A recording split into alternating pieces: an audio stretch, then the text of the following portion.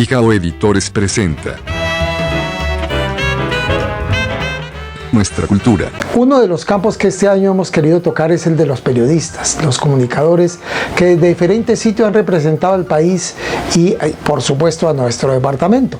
Hoy en esta emisión uno de esos casos, un hombre que quiso trabajar en sectores diferentes a la comunicación y terminó viviendo en Estados Unidos, logrando muy buenas cosas. Primero que todo, estoy muy honrado con esta entrevista, realmente no la merezco.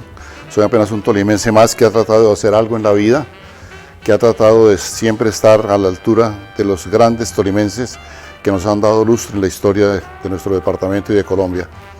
He sido uno más, como te digo, luchando, trabajando, tratando de superarme y tratando de hacer las cosas bien. Soy orgullosamente hijo de padres tolimenses, mi madre de Lérida, Tolima, mi padre del Líbano. Vienen de una familia antioqueña que se trasladó, mis abuelos se trasladaron de Sonsón, Antioquia, a vivir al Líbano. Allí nació mi padre. Cuando conoció a mi madre se fueron a vivir al Líbano y de ahí empezó mi vida. Realmente recuerdo a mis padres, como le dije, maestros del Tolima por vocación, por amor, muy distinto, creo yo, a lo que es hoy en día el magisterio. Personas que se ganaban 100 pesos, 200 pesos, personas que al final de su vida, cuando ya después de 55, 56 años de labor docente, quedaron con pensiones de 600.000 pesitos, lo cual me parece una injusticia. Recuerdo que cuando mi padre murió y fuimos a ver cómo era su pensión, nos encontramos con que eran 620.000 pesitos. Dios mío, eso no sirve para nada. Y estaba hablando del año 2016, cuando él murió. Entonces, le repito, soy hijo de humildes profesores, pero muy orgulloso de eso. De familia, de ancestro antioqueño, pero tolimense. En una de esas labores que ellos hacían, que trasladaban año por año a diferentes escuelas, yo recuerdo perfectamente caminar, por ejemplo, entre Falan y Palo Cabildo, por trechas, caminando, para llegar a la escuela de Palo Cabildo donde ellos trabajaban, o a la escuela de Padua, o a la escuela del Fresno, en fin, tantos municipios que yo recuerdo que ellos trabajaban. Yo recuerdo esas noches a lomo de mula o caminando. Trabajaban cuando los nombraban de sitio en sitio, de municipio en municipio. En Santa Isabel, en el corregimiento, más exactamente en el corregimiento de San Rafael, en una hacienda que se llama Mirolindo. Ahí nací yo. No sé si exista todavía la hacienda Mirolindo, ni exista todavía el corregimiento de San Rafael. Entre otras cosas, cuando mi abuelo murió, en el tiempo salió un artículo diciendo que mi abuelo había sido el fundador de Junín y San Rafael. No sé si eso es cierto, pero así dice el tiempo, cuando él murió. Mi hermano, uno de mis hermanos, nació en Junín. Al final, después de muchos años de trabajo y muchos años de lidia, ellos lograron radicarse en la ciudad de Ibagué. Desde muy pequeño, mis padres, yo soy el primogénito, me mandaron a estudiar a Ibagué. Mis hermanos estaban con ellos, pero yo, el primogénito, tenía el privilegio de venir a estudiar a Ibagué, que era su meta. Entonces, desde muy pequeño fui interno aquí en la ciudad de Ibagué.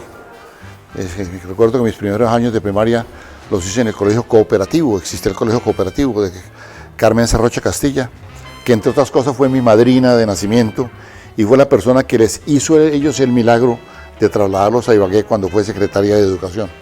Después ya el quinto de primaria, que el colegio San Simón tenía internado, pero teníamos que comenzar en quinto de primaria, ahí llegué yo, a San Simón, al quinto de primaria. Y de quinto de primaria hice todos los años de mi bachillerato en San Simón. Esa más o menos es mi historia de nacimiento y la llegada a Ibagué, que fue el triunfo de mis padres. Recuerdo mucho mi infancia, yo me acuerdo, mi acudiente era un señor Triana, Félix Triana, que era compañero de mis padres, era el dueño del colegio Manuel Murillo Toro y era compadre de mis padres, era mi acudiente. Yo recuerdo que los domingos me daba 50 centavos, cada domingo me daba 50 centavos. Con esos 50 centavos yo iba siempre matinal al Teatro Tolima. No me alcanzaba para el primer piso, para la luneta, pero me alcanzaba para los pisos de arriba. Creo que valía 5 centavos o 6 centavos la entrada al cine. Y después me iba a la Plaza de Bolívar. Había un señor que vendía que alquilaba triciclos en la Plaza de Bolívar. Entonces yo alquilaba 1 o 2 horas de triciclos y yo me sentía Eddie Merckx Me sentía Egan Bernal en esa Plaza de Bolívar, yo corría por todo ese triciclo. De mis años de infancia también recuerdo que el colegio cooperativo quedaba en la carrera segunda. Nuestro profesor, el encargado del internado era nuestro Miguel Ospina Gómez, nuestro amigo y compositor, que desafortunadamente ya no nos acompaña. Él era nuestro profesor que manejaba el internado. De esos años recuerdo que la casa de Alberto Santofimio quedaba totalmente al frente del colegio. Entonces ahí pasé mis años y jugaba trompo y bolas en la casa de Alberto. Recuerdo que yo era, no sé por qué, me nombraron de sacristán de la presentación. Entonces todas las mañanas a las 5:30 de la mañana me despertaba Miguelito, oiga, váyase a la misa. Y yo me levantaba, iba al colegio de la presentación que quedaba a una cuadra y le ayudaba al padre a hacer la misa. En esos primeros años también recuerdo las bandas de guerra y los desfiles por Ibagué. Recuerdo que el colegio todos salíamos a marchar y a preparar el desfile de 20 de julio por la Pola. Eso era una cosa impresionantemente bella para uno que estaba encerrado interno. Y yo esperaba con ansias eso porque salía a la calle a hacer algo distinto.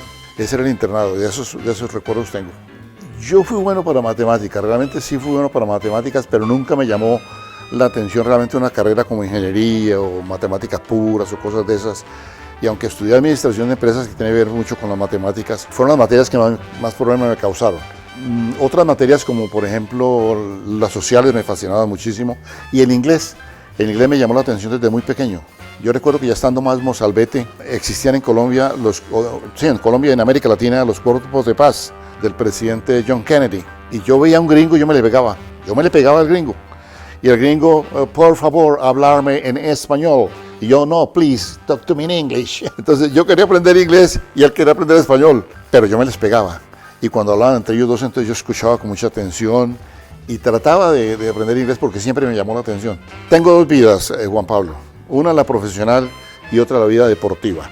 Y realmente en San Simón yo empecé a hacer vida deportiva porque empecé a jugar baloncesto no tan joven. Por ahí para los 12 o 13 años me atrajo el baloncesto. Entonces yo empecé a hacer boletines del equipo de basquetbol y a organizar campeonatos interclases y ahí empezó un poquitico el liderazgo mío en San Simón. Yo llegué a ser presidente del Consejo Estudiantil, organicé huelgas, por favor eso no lo publique, organicé huelgas importantes en San Simón, fuimos muy rebeldes, realmente que sí.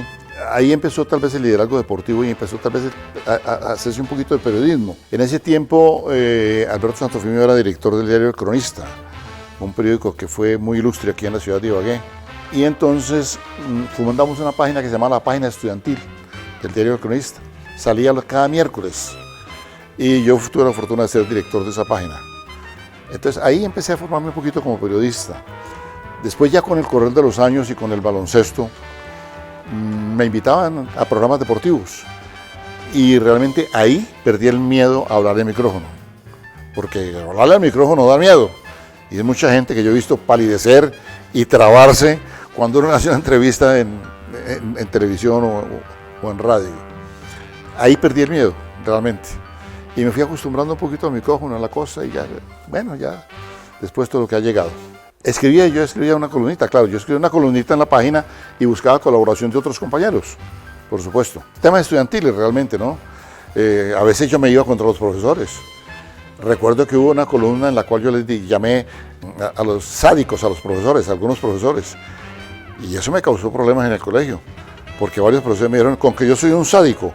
No, profesor, no es contra usted, no lo tome personal. Pero yo sí escribí alguna vez una columna que decía que los profesores eran sádicos. Yo perdí quinto de bachillerato, porque ya en quinto de bachillerato yo era un buen jugador de baloncesto. Ya yo era de la selección Tolima y era preseleccionado de Colombia, muy joven, tuve esa fortuna. Y ese año hubo 2 campeonatos nacionales de baloncesto, uno en Medellín y uno en Neiva. Pues bueno, por ir al campeonato de Medellín y para ir al campeonato de Neiva tuve que ausentarme del colegio.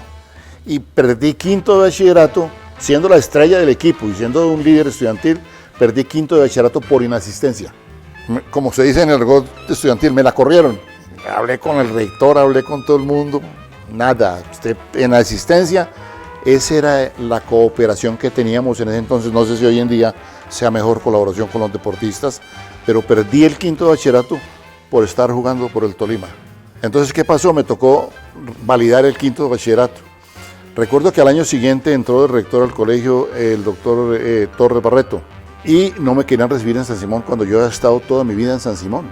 Con mi padre fuimos a hablar con él en una entrevista, le dije, yo sí no soy bachiller de San Simón, no soy bachiller, doctor. Y si no soy bachiller es una vida que se pierde, un talento que se pierde y es culpa suya. Le dije, doctor, es que usted tiene la culpa si yo no soy bachiller de San Simón. Y si yo no soy bachiller de San Simón, no soy bachiller de ninguna parte. Bueno, el tipo terminó aceptándome y así fui bachiller de San Simón. Siempre quise ser médico. Y me presenté a la Universidad Nacional de Colombia en ese tiempo, que cada universidad, no existían las pruebas del ICFES. Cada universidad hacía las pruebas. Y en la Universidad Nacional de Colombia yo saqué el segundo lugar de admisiones. Y empecé a estudiar medicina en la universidad. Al año siguiente salió de bachiller mi hermano, Jorge.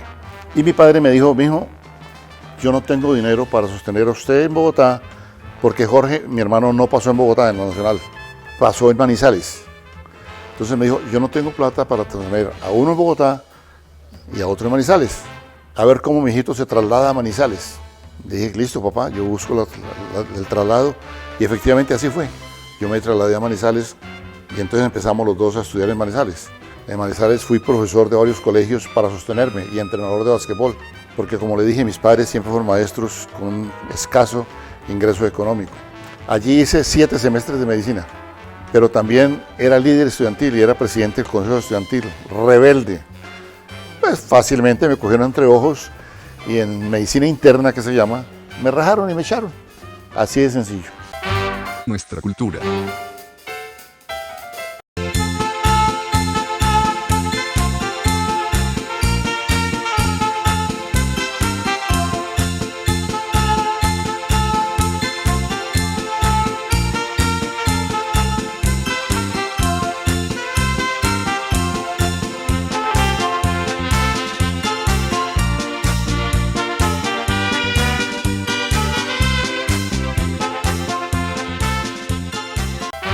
Nuestra cultura.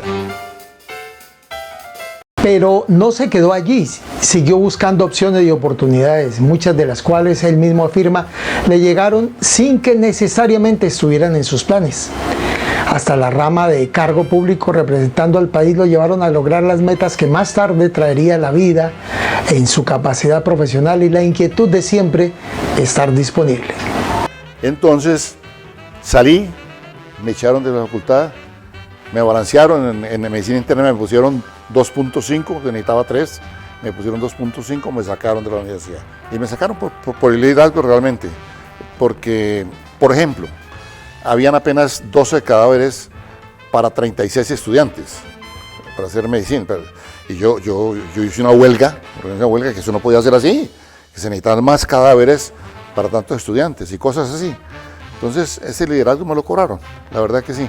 Y todos mis compañeros hoy en día médicos recuerdan eso y lo valoran mucho lo que yo hice por ellos. Pero salí de medicina, entonces, ¿qué voy a hacer? Si eso es lo que yo quería hacer.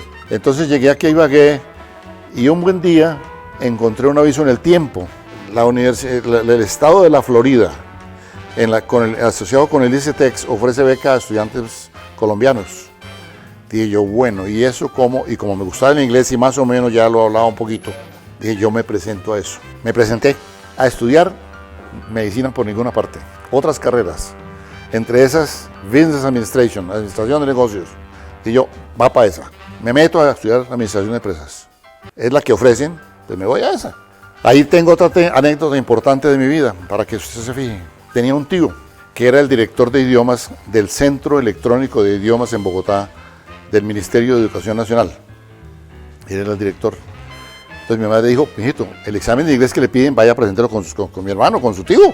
Fui donde mi tío, presenté el examen de inglés y me rajó. Me rajó, no podía aplicar la beca porque no tenía los conocimientos básicos de inglés. Salí muy triste realmente de ahí, muy triste.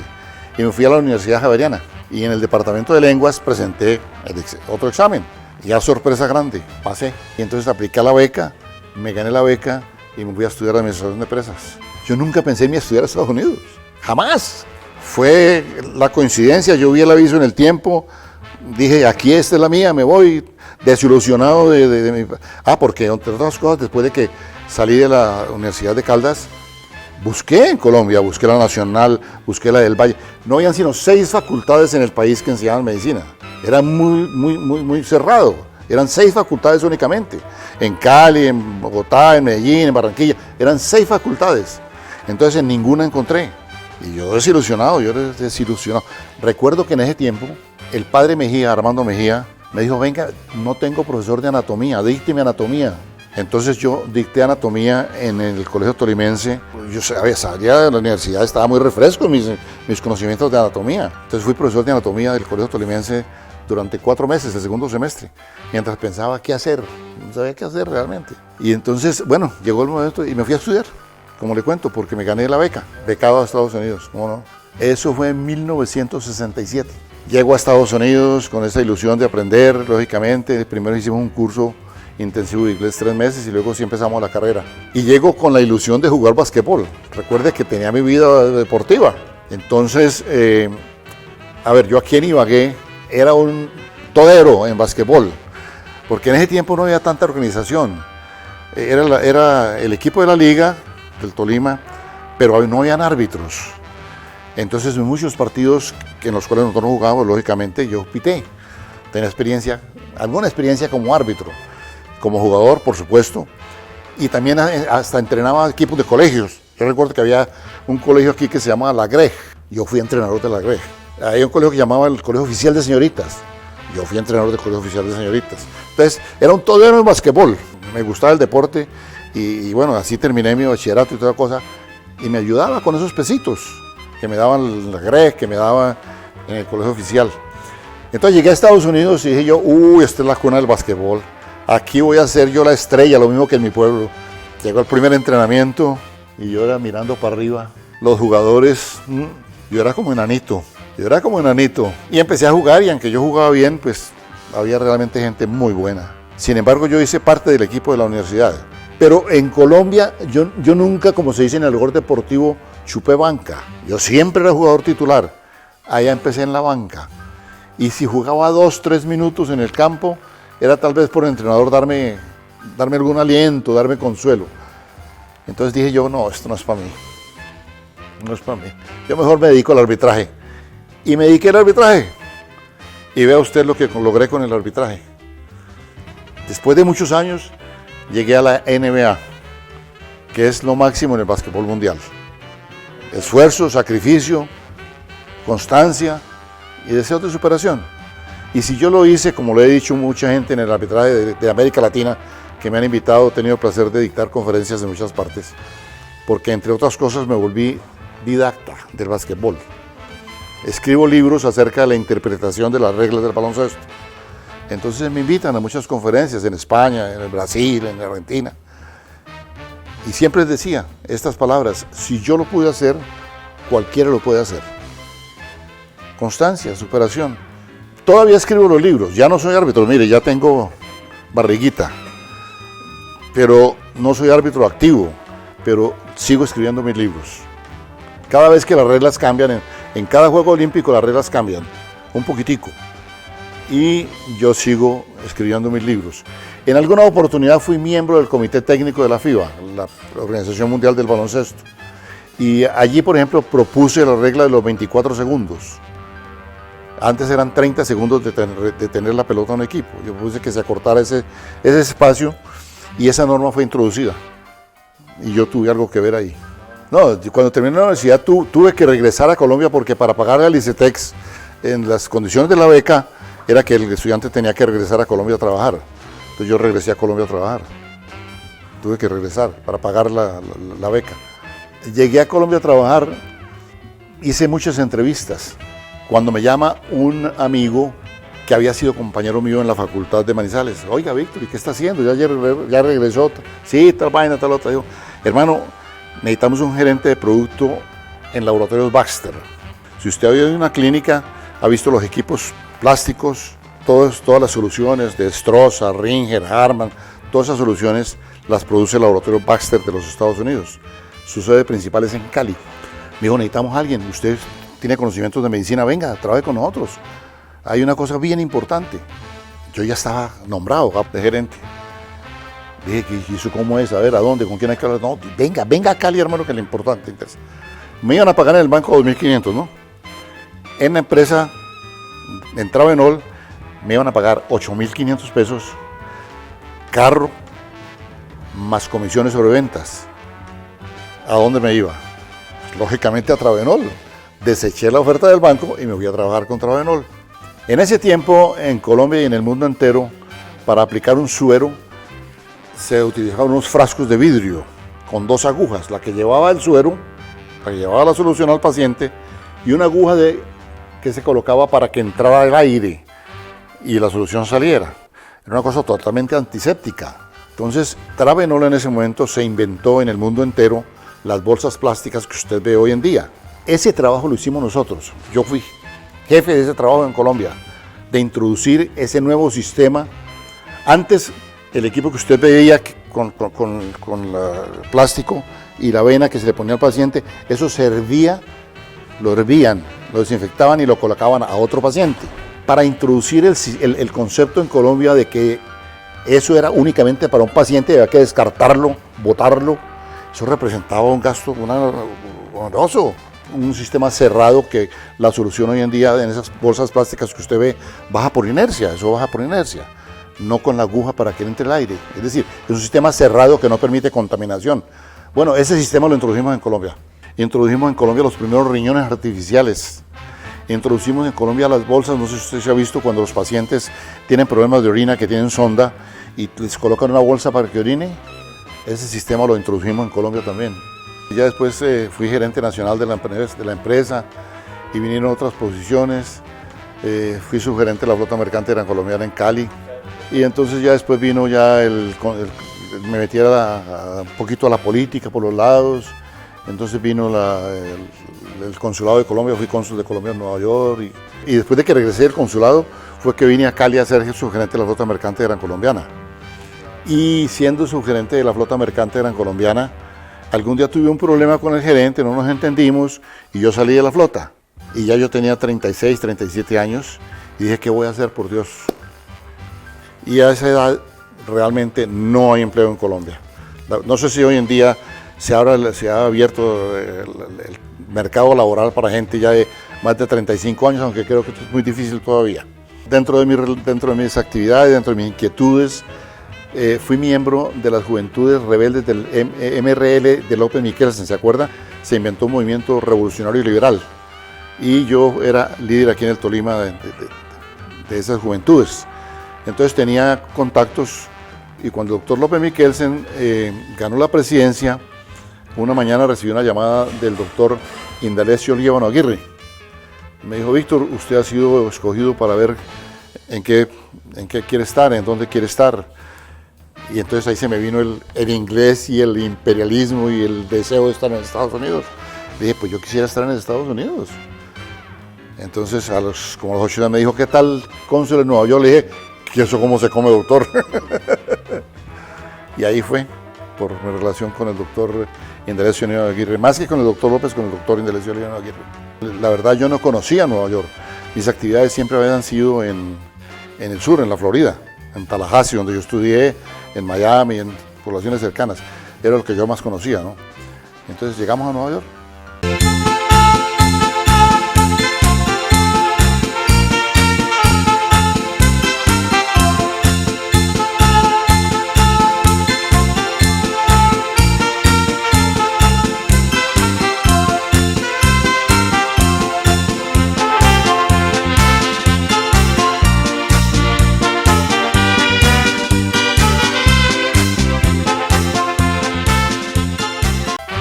Nuestra cultura. Termina aquí esta primera parte de la vida de Alarcón hasta llegar a la primera fase de las metas que cambiarían más adelante a planos no programados. Queda pendiente para una segunda parte que vendrá en una próxima emisión, toda la historia de sus entrevistas y encuentros con grandes personajes. Entonces ya después vino la televisión, ya no fue la radio solamente. No, Semana, fui corresponsal de Semana, escribía para Semana, escribía para El País de Cali. Valía $6.500 esa transmisión, $6.500, pero ya me quería empezar su noticiero con todas y en vivo. La vida me dio la oportunidad de compartir, estuve cubriendo la Guerra del Golfo, estuve en el campo de batalla de la Guerra del Golfo, eso las balas me pasaban por los lados, fue una experiencia increíble. Sin ninguna pena y sin ningún miedo lo paré, Señor Arafat, mucho gusto. ¿Cómo van las conversaciones? ¿Qué espera usted en esta entrevista? ¿Cuál es el reto positivo de haber venido aquí hasta Washington? Me contestó como 5 o 6 preguntas. Yasser Arafat, sin cita y sin nada. Las oportunidades que da la vida. Aquí termina nuestra cultura. Nuestra cultura.